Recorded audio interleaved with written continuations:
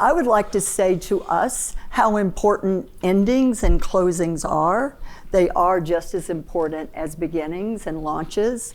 And so with that expression, I would be grateful if you would kind of stay with it, and not just with me, but with it.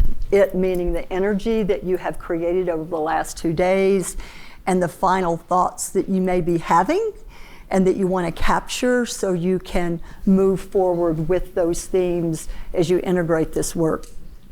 So about me quickly, the thumbnail is I am from the deep South, so I can, yes, be a badass, and I could be crying in the next minute. And so for some of you who do know me and have worked with me, I am very sensitive, but I'm also very get it done. So there's that, so I can show up in either way, and that's why I'm confusing to some, especially to men. That's on the personal side, not the professional side. But I do think that's important as I go through like the thoughts and memes I have picked up over the last day. I've been here a day and a half, so perhaps for you it's been 2 full days. Professionally, and I'm from Mississippi, for those of you that know where that state is. It's way over there, but it's not close to here. So that is important because you'll hear that southernness, and I'm quite proud of it. The older I get, the prouder I am of that.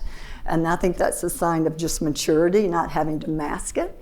And then professionally, as Sonia said, I do a lot of things. So think of me as an executive that manages a portfolio of work. That could be board work, that could be angel investing, that could be running big, large, complex projects for the government, which I do right now. And also, I'm the co-founder of Energize Colorado, and we were honored to be part of this gathering. And I started that with 5 other founders in March of 22 and sat in front of Zoom for 3 years trying to help Colorado's very smallest businesses, and there are 162,000 of them across the state, maneuver through a pretty gnarly set of crises triggered by the pandemic. So that's about me, and I'm going to get right into it. So I'm going to start with saying 2 things that, and I have been taking notes copiously the whole time. I am full. My head is full. And when my head gets this full, I just want it to be quiet. And so I don't want to do with you what I know wouldn't work for me, is that do too much chitter chatter. So I'm going to kind of lower the volume and be very precise so you can pick up on that tone and help you pull through that which you need to pull through. And I am stirred. My soul is stirred. It's been a long time, and some of you that know me well, I don't really get out like this much anymore. I just don't, because I do my work in a different way, and so I have small gatherings at my house, and I go see coffees with people, but this is a lot. And so that just the soul kind of soaking that up and stirring me is something important for you to know about me. And also know that I'm one of those folks, if you invest time, you need to integrate that which you're feeling, and that's what you're thinking. And so I think a lot about alchemy when it comes to integrating the kind of experience we've shared together. So that's just a little preamble that you should know. Now, I'm going to go to the very beginning, and I took lots of notes, but I'm just going to skip through the high notes for me. You might want to follow along with your notes. It will not hurt my feelings if you don't. But it also might reinforce some things. And I'm going to start with the very first speakers, the husband and wife team. And I want to, the Kims, I think that was their last name, the Kims. And sadly, they've left because I would have loved to have given them both a hug. So them being on stage caused me deep reflection and sadness. Not because of what they were saying, it's because I built a business with my husband. And I just thought, gosh, if I could have just had the courage to say to him what they ended up saying to each other. And I mean, it just was all I could do to keep my tears from flowing. I'm like, oh my God, look at those two. And they've been together 30 years. We didn't make it that long. I've been married many times. That should say a lot to you. But I mean, still, that was like so raw and honest in the way they did it. So I hope that you notice that. And if you do have the good fortune to work with your partner in any form or fashion, respect the need for that candor. So I want to start with that because it was magnificent. at least for me, how they discovered their true compass through that business experience. And then I want to go to Rayo, and I want to say what struck me and landed with me in that part of the day was I was raised by a mom. She had me when she was 17, and Buddhism was her way. She was not a Buddhist per se, but that was her way. And she did practice a certain kind of Buddhism over time. So all of this that we've talking about, it seems very natural to me. It doesn't seem like a new language. It doesn't, I mean, I get the words and I think they're important and there is a vocabulary, but if you were in my body and growing up, this would just be like what we talked about every day. And I used to tell her, could you just be normal? Because it's bugging me that you can't be like a normal mother and go to PTA and bring some cookies. And she'd be dressed like a gypsy or whatever. I'm like, this is not a good look. And I'm the oldest, and I want you to tighten up. So when we go to the PTA, you're not acting funny because my girlfriends are going to say you're a witch or something. And she goes, it's okay. I don't care. But so when you're raised that way, I mean, literally raised that way to look at fruit and the apple, you know, like meditate on it, and your girlfriends come by, what are you doing? That's weird. I don't want you to tell my mother because she's a Baptist and that's not going to be good. But it's been very natural to be back in this vibe. And so I want to thank you, Alex and Dave and Sonia and everyone that's put this together. So it's just lovely to kind of soak it up that way. But that was a real important moment that I heard, it's because that's how I feel. Like it just is. I don't have to think about reading this stuff anymore. I mean, sometimes I think I should, frankly, when I'm having a meltdown, but it's just it's just such a natural part of me, and I love that flow now. It feels right and mature and kind of part of me. Another thing I want to say, I hope you remember this. Do you remember the statement, these eyes have nothing to prove? My heart just sung, it was just like joyful. These eyes of mine, I'll be 69 in a couple of weeks, have nothing to prove. You take that on board, man, that's a very powerful statement. So I love that. That was all day one. And then I also I don't want the wrong me to win. I love that.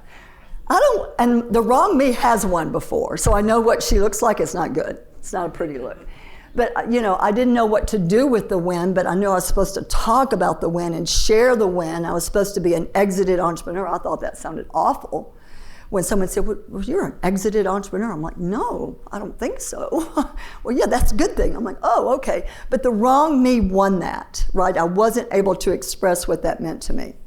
So that was all day one because I had to go to work yesterday afternoon, so I didn't get any other good stuff. So I hope you got some good stuff. Then I want to go to the whole notion of money. So if you're tracking with me, so this was this morning after Alex so graciously said, keep up with the ask and the offer and the lovely comments, Alex, you made around community. By the way, I am so proud at this stage and age of life to be a community leader, and I never thought of being one. It never was on my career path, but what I do now is about community, not just online SaaS communities, but real communities like this. So I love that you started that way, and I appreciate that. But the whole money thing, this is about just accepting abundance. And that money is just energy, and it's a token of that. But if you can just say to yourself, you have everything you need. You were born with knowing everything you needed to know. You just have to sometimes nudge it and pull it through. And money is just one form of that. And I know you say, well, Wendy, it's easy for you to say because you're someone of privilege. I remember when I wasn't, and I still felt that way. I've never been motivated by money. Ever. Yet I was motivated by things that really mattered, like customer happiness and employee connection. But I do think if you just accept in the good-hearted way we heard described, there's a lot of good-hearted reference, that it's just it's just energy, and it's just a token of the abundance and the prosperity that you create in yourself. When I was 29 years old, I went to a prosperity workshop as part of a Unity church. And I couldn't believe the language I was hearing. I'm like, what is this? Right? I don't even know what you guys are talking about, but I knew because I was raised with that, but just having that language really helped me understand and embrace the whole notion of growth through prosperity, abundance versus scarcity. Now that language is supposed to be cool. This was a long time ago, and I just think it is important to understand what money represents. And by the way, the one time in my life that I made a lot of money, it solved no problems. And in fact, it created more problems than I could ever describe. And it ended up breaking my heart, right? So I had a broken heart. I had a lot of disappointment. And people kept saying, but look at all the money you've made. I'm like, it doesn't feel good right now. Like, that's not solving any problem I have. Then I want to go to Kayla and Effie. When you guys are talking about creativity, I love the phrase, pause and play. Love that. Please write that down. The older I have gotten, I have lost an ability to play. I've kind of lost my sense of humor. Now I could blame that on COVID, but I just think I've lost it because I've had some drama and trauma in the last couple of years, especially recently. But like, I love that pause and play. So I'm gonna keep that close. I hope you do too. I also loved Matt, who I know anyway, talking about getting out of our own story. Many of us hear that and talk about it. Please get out of your own story.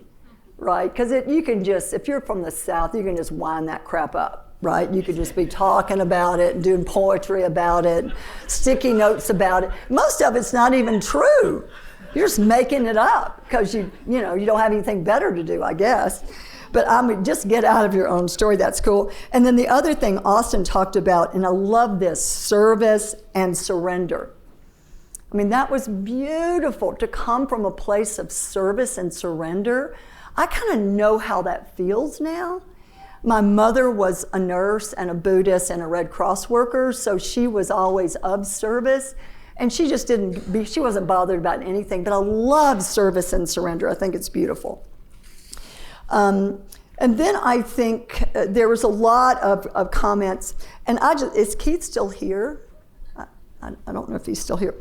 I just want him to just embrace love every minute of every day, right? I'm so glad that he's found that. And after all his success and all his background, but like, there's nothing more important than love. It does solve most of the problems, right? And regardless of where it comes from, the love of nature, the love of God, the love of your animals, the love of your friends. But if you've got that, you've got everything. And so it made me happy for him to talk about it. And I've got only 3 more. This was so beautiful, and this came from Matt too. I'm going to show a little bias towards Matt because he's our yoga teacher. I loved when he said, awareness is intrinsically quiet. Oh my gosh, think about that. Awareness is not buzzing around in your head. It is not in social media. It does not live in Instagram. Awareness is intrinsically quiet. And there's nothing I love more these days than solitude. And, that says a lot, because I have lovely friends and I have a lovely family, but I love that moment of solitude on a Friday evening or a Sunday afternoon when it's just me and myself. I love that. And then we did talk a lot about money being just energy, but that did come up. And I loved Matt's comment about above and below the line. One time I wrote a screenplay and I had to learn a lot about screenplays.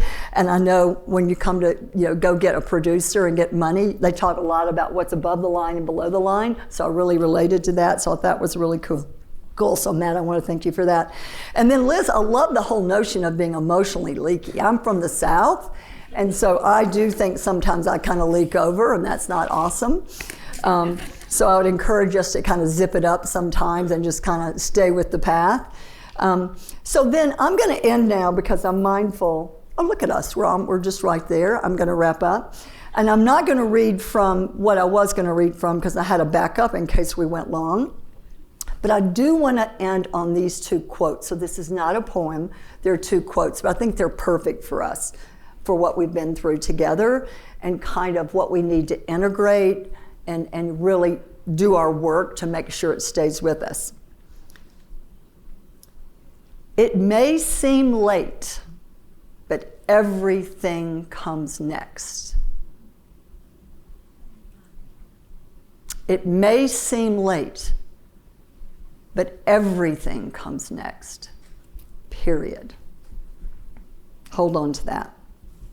And the last one, the last quote, then I know there's room in me for a second huge and beautiful life. So with that, I want to thank you all for making a big investment in each other and yourselves. I want you to hold tight to that which really talked to you, maybe not the same things that talked to me. It was really an honor to be part of this. And Alex, you've done a beautiful job. Thank you for building a community of conscious entrepreneurship. That's all I got. Thank you. Thank you so much, Wendy.